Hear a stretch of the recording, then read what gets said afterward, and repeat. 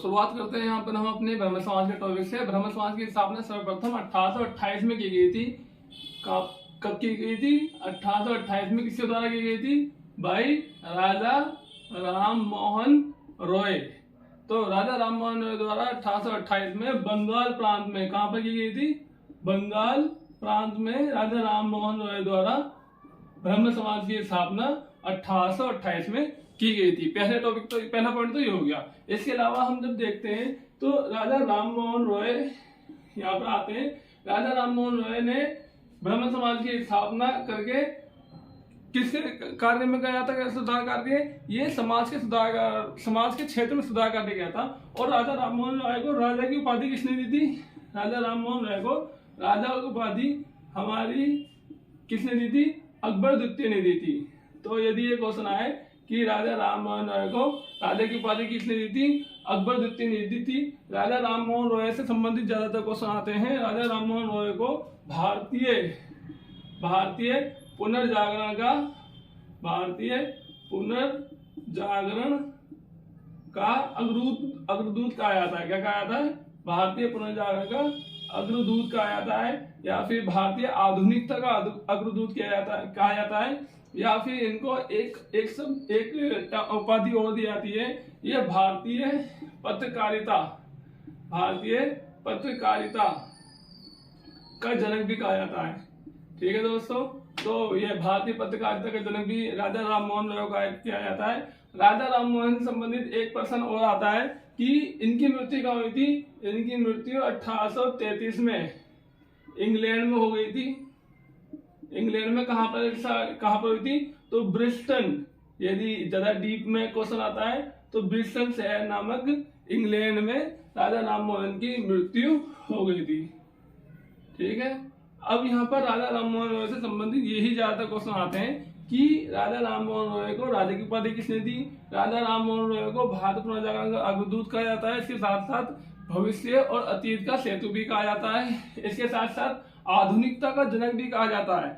और इसके बाद राजा राम मोहन रॉय को भारतीय पत्रकारिता का जनक भी कहा जाता है। और राजा राम मोहन रॉय की जो मृत्यु हुई थी वो 1833 में इंग्लैंड के ब्रिस्टन शहर में हो गई थी। और इसके अलावा राजा राम मोहन रॉय की सहायता से ही सती प्रथा का अंत हुआ था। ठीक है दोस्तों, सती प्रथा का अंत किसके सहयोग से हुआ था? राजा राम मोहन रॉय के सहयोग से हुआ था। कब हुआ था? 1829 में हो गया था। किसने किया था? भाई विलियम बेंटिक। ठीक है, विलियम बेंटिक ने 1829 में राजा राम मोहन रॉय के सहयोग से सती प्रथा का अंत कर दिया गया था। कौन सा एक्ट लागू किया था इसने? 1829 में एक रेगुलेशन बनाया था, 17th रेगुलेशन के तहत सती प्रथा को अवैध डिक्लेयर कर दिया गया था। ठीक है, तो यहाँ से राजा राम मोहन के टॉपिक रिलेटेड जो प्रश्न आ सकते हैं वो यही आ सकते हैं कि राजा राम मोहन रॉय को उपाधि राजा की किसने दी, या फिर राजा राम मोहन रॉय की मृत्यु कब हुई, राजा राम मोहन ने जो ब्रह्म समाज की स्थापना की थी कब की गई थी और कहाँ की गई थी। तो राजा राम मोहन रॉय से यही आते हैं, चलते हैं। इसके आगे ब्रह्म समाज में क्या होता है? 1833 में ये 5 साल के अंदर इंतकाल हो जाता है, इनका डेथ हो जाती है। तो इसके बाद 1839 में 1833 से 1839 तक ये लगभग एक डोरमेंट स्टेज में रहता है। ब्रह्म समाज ज्यादा कार्य नहीं कर पाता। मगर 1839 में एक होते हैं रविंद्रनाथ टैगोर के पिता देवेंद्रनाथ टैगोर 1843 में, कब? 1843 में ज्वाइन करते हैं देवेंद्रनाथ टैगोर।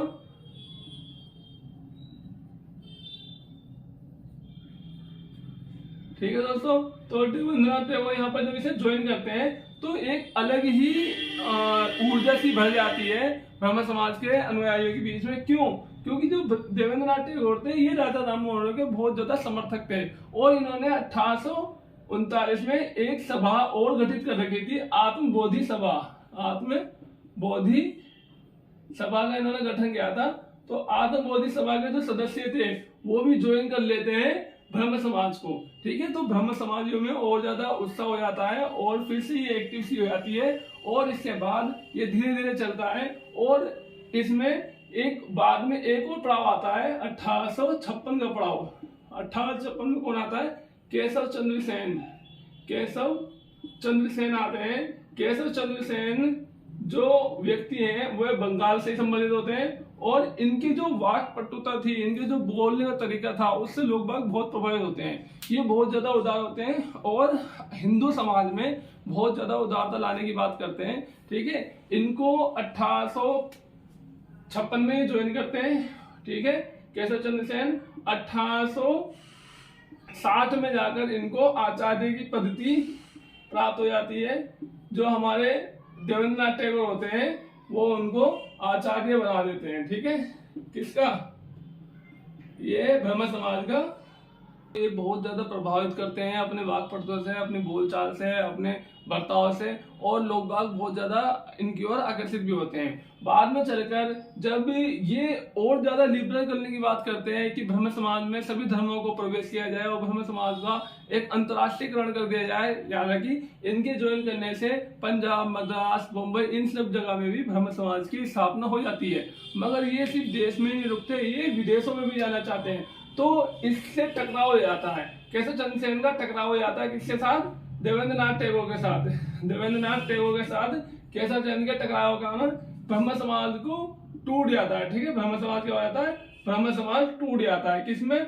दो भागों में टूट जाता है। पहला बन जाता है आदि समाज, आदि ब्रह्म समाज। ठीक है, और दूसरा बन जाता है नव ब्रह्म समाज। ठीक है दोस्तों, तो जो नव ब्रह्म समाज होता है उसको रिप्रेजेंट करते हैं केशव चंद्र सेन। ठीक है, केशव चंद्र सेन रिप्रेजेंट करते हैं जो नव ब्रह्म समाज होता है। जो आदि ब्रह्म समाज होता है उसे रिप्रेजेंट करते हैं देवेंद्रनाथ टैगोर। ठीक है, तो इस प्रकार से ये दो भागों में बढ़ जाता है। और ये कब होता है टकराव? ये टकराव होता है 1868 में टकराव होता है। ठीक है, 1865 में इस टकराव के कारण 1865 में टकराव के कारण केशव चंद्र सेन को बाहर कर दिया जाता है। केशव चंद्र सेन को बाहर कर दिया जाता है। ठीक है, और 1868 में दो भागों में बढ़ जाता है। ठीक है, ये कब बढ़ जाता है? यहाँ पर 1868 लिख सकते हो आप। ठीक है, तो इस प्रकार से हम देख सकते हैं कि जो देवेंद्रनाथ टैगोर और केशव चंद्र सेन के बीच में जो टकराव होता है उसके कारण ब्रह्म समाज दो भागों में बढ़ जाता है। पहला जो पुराना वाला ब्रह्म समाज था उसे आदि ब्रह्म समाज कहते हैं, जिसका नेतृत्व देवेंद्रनाथ टैगोर कहते हैं, और जो नया ब्रह्म समाज होता है उसका नेतृत्व केशव चंद्र सेन करते हैं। ठीक है, तो यहाँ तक ये ब्रह्म समाज होता है। और ब्रह्म समाज को आगे 1868 के बाद 1872 में फिर से एक टकराव होता है और विघटन होता है। ये कौन सा होता है? जो नव ब्रह्म समाज की बात कर रहे थे हम, नव ब्रह्म समाज की बात कर रहे थे। नव ब्रह्म समाज में दोबारा से टकराव होता है और ये दो भागों में बढ़ जाता है। क्यों बढ़ जाता है? पहले आप ये देखें कौन सा दो भागों में बढ़ता है। इसमें एक तो नव ब्रह्म समाज ही होता है और एक दूसरा होता है साधारण ब्रह्म समाज। ठीक है दोस्तों, तो जो नव ब्रह्म समाज और साधारण ब्रह्म समाज में बढ़ता है वो क्यों बढ़ता है? क्योंकि 1872 में जो केशव चंद्र सेन थे वो जो बड़ी बड़ी बातें करते थे कि हमें बाल विवाह नहीं करना चाहिए, हमें लोगों को, दूसरों को इंटरकास्ट मैरिज और इंटर रिलीजियन मैरिज को भी बढ़ावा देना चाहिए। वो खुद अपनी 13 साल की पुत्री का विवाह जो बिहार है उनके कूच बिहार के राजा से कर देते हैं, यानी कि वो बाल विवाह कर देते हैं। और इसको कहते हैं कि ये सब ईश्वर की आज्ञा थी जिसको मुझे मानना पड़ा। इस आधार पर इनके जो अनुयायी होते हैं वो गुस्सा आ जाते हैं और गुस्सा में वो ब्रह्म समाज, जो नव ब्रह्म समाज था उसे छोड़कर एक और ब्रह्म समाज का निर्माण करते हैं, जिसे सादा ब्रह्म समाज कहा जाता है। तो इस प्रकार से सबसे पहले ब्रह्म समाज की स्थापना राजा राम मोहन राय करते हैं 1828 में। उसके बाद इसका विघटन हो जाता है और 1868 में केशव चंद्र सेन द्वारा देवेंद्रनाथ टैगोर से हटकर एक और ब्रह्म समाज की स्थापना की जाती है, जिसे नव ब्रह्म समाज कहते हैं। और देवेंद्रनाथ टैगोर के जो नेतृत्व होता है उसे आदि ब्रह्म समाज कहा जाता है।